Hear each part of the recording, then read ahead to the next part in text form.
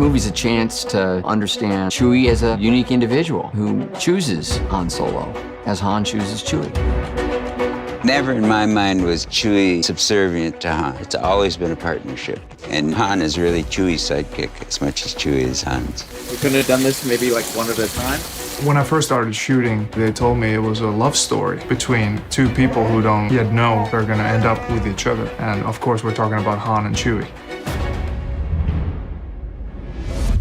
Their relationship is really fun to watch.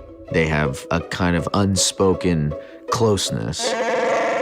And Jonas was so good at playing Chewie. There's such a craft of how to move, how to communicate, how to perform in the suit. And he has such a mastery over how to do that with Chewie. It was really impressive. Yeah, whatever. What I love about the Han Solo-Chewbacca relationship in this movie is that later in life, they have such a great shorthand. You know, they barely have to communicate. Here, they don't really understand each other very much at all.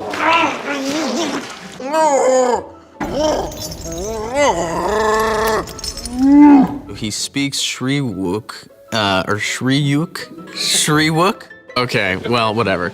There's an interesting process where Chewbacca says kind of the lines and then you hear it and respond to it. We had written into the first draft of the script every one of Chewie's lines. No, I'm telling you, it's gonna be great. We wanted Alden to know what was being said to him, so he would know what to play, regardless of what he interpreted from the moment. So what's your name anyway? All right, well, you're gonna need a nickname, because I ain't saying that every time.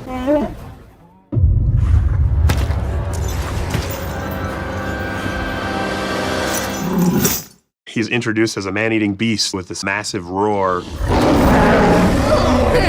Of course, has to sound like Chewbacca, but that doesn't exist.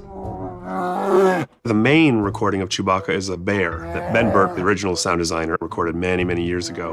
But because the original bear only made so many sounds, Chewbacca's vocabulary has always been a little bit limited. So we spent an afternoon recording this massive grizzly bear who was just hungry all the time. And if you would simply show him food, he got very excited. And if you didn't give him the food right away, he would let you know. So we were able to get a really quite extensive palette of new bear vocals. And we also recorded quite a few other animals. Deep guttural pieces that were used occasionally in the giant roar for Chewbacca. That were not in the exact range as Chewbacca, but with a little bit of manipulation, I was able to create a new set of Chewbacca sounds. Hey, okay, take it easy. On the same side. We really wanted to give you the opposite of what you expect, and there was no purer example than how Han and Chewie met. It's almost like an old-fashioned romantic comedy. Of course, Spencer Tracy and Katharine Hepburn are gonna start the movie not in love. They're gonna start the movie at each other's throats.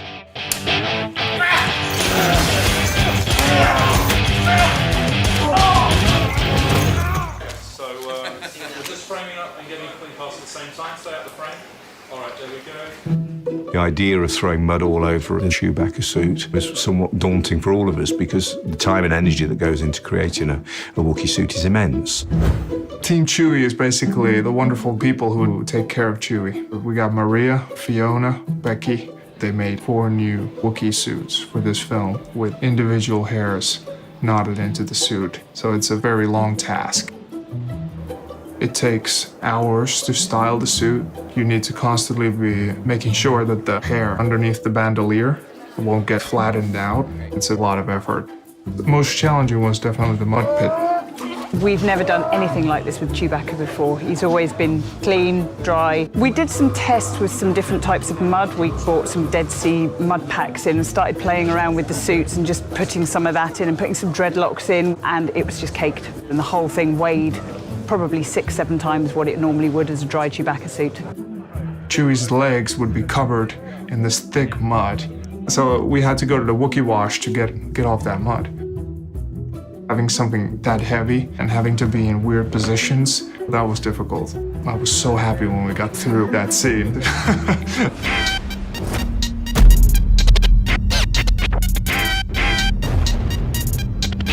In this film, I wanted to see the strength of the Wookiee, what he would do if he's like in full-on display of his power. We discover he's a pretty handy beast. My sports background has definitely helped me to do this very physical thing of playing Chewie. We started 2 or 3 months before doing stunt training. I really loved learning how to do the roles and different choreographies. It was like intense workouts. I mean, I was pretty buff back then.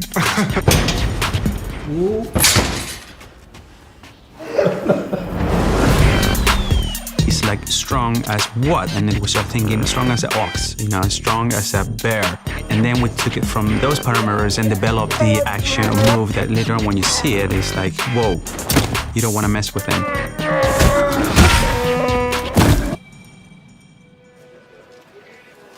What I really appreciate about Chewbacca is that he really does have a philosophy. He's tough, he can be vicious, but clearly there's a moral code.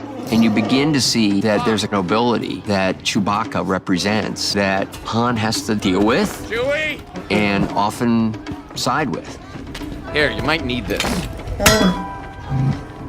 Look out, go back. Everything about this job is such a treat.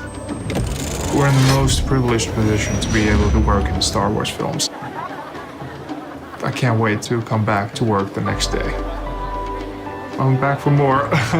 See you tomorrow.